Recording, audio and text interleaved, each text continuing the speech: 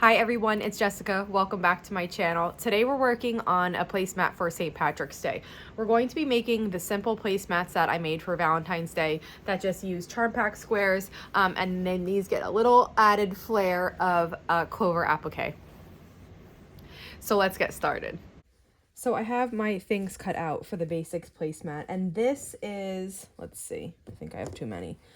This is exactly what we made for the Valentine's Day one. I'll put that information below, again, if you didn't see the Valentine's Day one, or if you want to make it without having to go back and look at those measurements.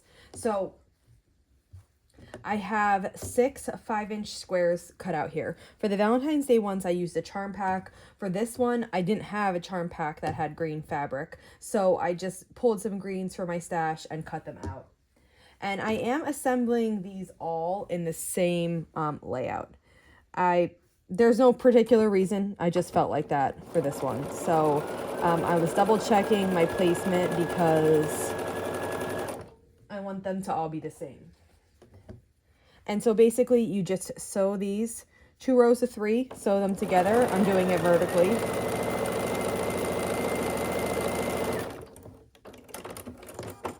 When I was making these, I cut out enough for 8, so I didn't have the issue that I had with the Valentine's Day ones. Now, for those, I don't know if I ever talked about it. I ended up making more of each kind, but only the tops. I didn't get it quilted or bound or anything, but you know, if I get sudden inspiration, I can quilt those, or I can just save it till next year and quilt them next year. It's no big deal. And then I decided even if they have a different quilting design, it really doesn't matter to me. They're still gonna look beautiful on the table. So now I just sew these 2 rows of 3 together, and this is the center of the placemat. This one's very basic. It just uses 6 5-inch squares, and then it has a simple border.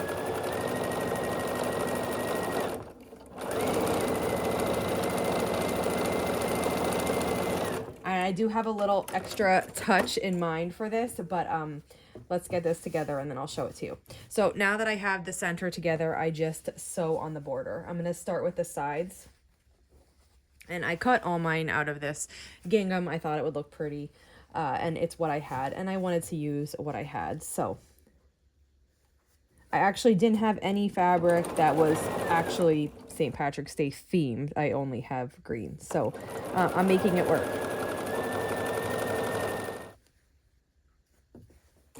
Then we sew it on the other side,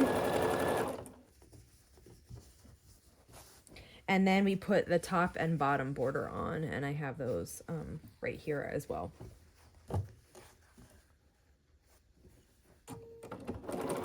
And here is what it looks like when it's finished.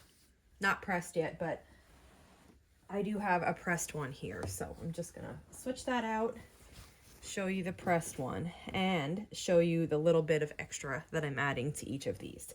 Now the templates to this are below. I just drew up a clover.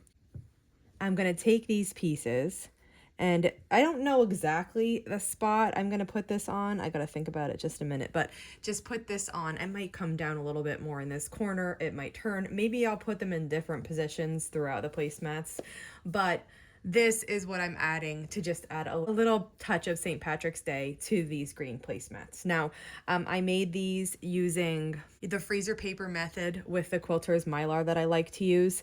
And we'll make one of these heart shapes and a stem together, just so you know exactly how to make those. Okay, so I have my Mylar templates, and I use the templates below and I trace them onto here. These have no seam allowance. That's typically how freezer paper applique works. You add your seam allowance as you go. So I have my green, and I'm just gonna cut a little piece off of this to use. Now, I typically tend to just like hold the heart in place, or you know, whatever shape I'm cutting out, and then add the seam allowance and cut. If that's too difficult, you could trace onto the wrong side of the fabric with a pencil or anything that's just not too dark. You won't see it. And then add your 1/4 inch seam allowance, you know, beyond your drawing line. So I'm just gonna get this cut out.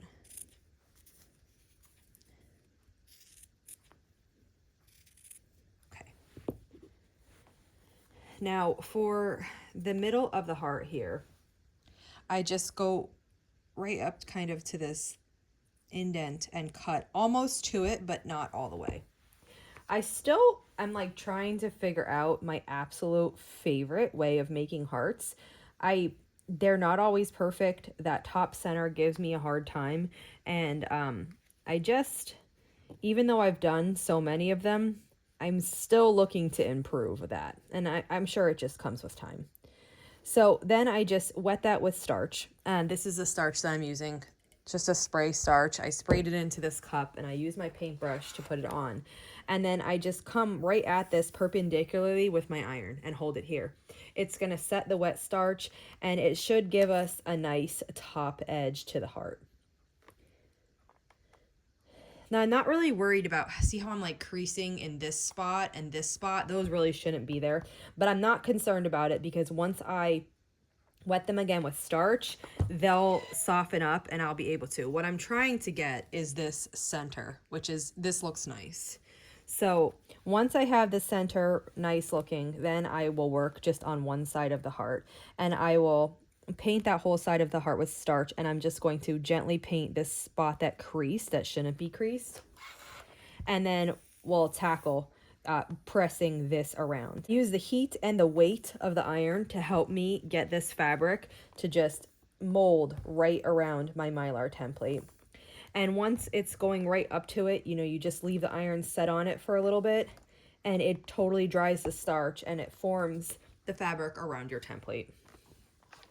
So let's take a look at that. That's my one side here. That looks pretty good. And I'm just going to repeat that on the other side now. And here is what my shape looks like. Now, I have been noticing with this starch, I get staining kind of around the edge. I am confident that will wash out, so I'm not really concerned about it. When I wash these placemats, that should come all the way out and these should look pristine. After you form it to it and the shape cools a little bit, you just lift the Mylar template out and then press it from the back and from the front just to make sure that it's laying nice and flat. So that is one of the clover leaves, which is also, it's a heart. To do the stem seems really hard, but it's actually not. And this point, you really don't have to do super accurately because it hides under the clover. So here are two of my stems, one's a little bit more wrapped up and one's not, but that bit is gonna just hide under it. So I don't really worry about that. So to do this, I will put it on, and again, I'm gonna cut out my shape using about 1/4 of an inch seam allowance.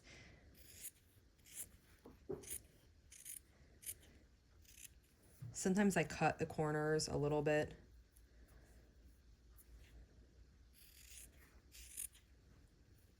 And if you make it too big, you can always trim it as you're going, and that will be okay. So here is what it looks like. I'm going to work on the in curve first. So I lay it down, and then I just paint this curve with the starch. Okay. Then I'm going to, let me just turn it to get the iron the right way. Then I'm going to just fold this back onto here, and then I'm going to use the iron to really push it onto the Mylar to get a nice edge, and then just hold it there and let it set. Once that's set and dry, I just make sure that it looks nice, and it does. We have a nice curve here. So then you just do the rest of it. And either way, you can work on the bottom or the side. I've done it both ways, and it works fine both ways. So you don't have to do it in a certain order after that curve. I do like doing that inside curve first, but if you like to do it another way, that is totally fine too. So I'm just painting the opposite side now, and I will let the iron set this. My top got a little bit weird, but like I said, it really doesn't matter, so I can just take this and cut it. This bit is gonna hide under the clover, so it just doesn't matter. And then the last thing we need to do here is the bottom. One of the bottom sides, this side that sticks out, has to get tucked in, so I just fold it in half, and then I just fold it back up. The other side doesn't really have to get tucked. The way that it's laying, it naturally just goes inside of your seam allowance so that you don't even, it doesn't stick out and it looks perfect.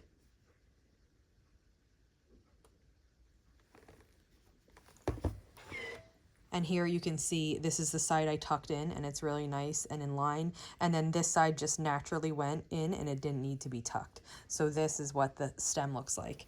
And then once it's cool, you can just open it up, take your template out, and then repress it again from the back and the front. And so each placemat needs a stem and 3 of these heart leaves. And now we can go applique these.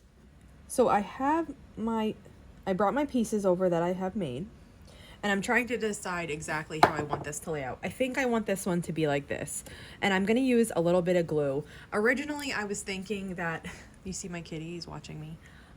Originally I was thinking that I would hand applique these, but now I'm gonna do machine. So I got a green thread that matches, and I'm just gonna put a little bit of glue, this is just a glue stick, on the back of these to hold them down while I'm appliquing them. So I'm gonna put the stem there. And then I found so far that the best way for me to do this is the stem and then the top leaf of the clover, like that. And then the other ones just fill in. With the top one, you can kind of make sure that you're covering that part of the stem that has the raw edge. And then these other ones just fill in however you'd like. I've been having them just come to that little point in the center. I think that looks nice, but I really think you can do whatever you want here. And if you didn't want to applique this, you can just use the fabric that you have to make your placemats and not do the applique. Okay, I think that looks good to me. I like the position of everything there. So I'm just gonna start appliquing. I put my foot 34D on. I put my green thread. I have it in the top and the bobbin. And I'm just gonna start sewing. I think what I'm gonna do is I'm gonna secure the top one first. When I get back to where I started, I'll go on to one of the other ones, and then I'll go on to the other one, and then I will come down and do the stem. That's my plan. So I'm just gonna turn it around. What I like about this foot is that the red line there, like when my needle is in the center position, this red line shows me exactly where my needle will fall. So that's nice.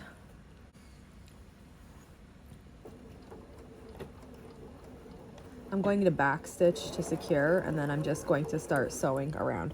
Because my seam allowance is tucked under, there are no raw edges showing, so you could do an applique stitch if you wanted, but I'm going to do a straight stitch because everything is, like I said, all the raw edges are tucked underneath, and a straight stitch will work here.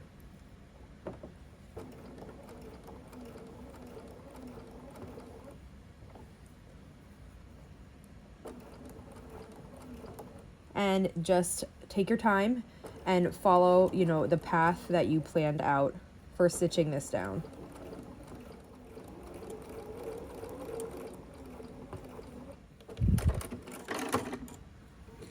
Okay, so I finished appliquing that on here. Here is what it looks like.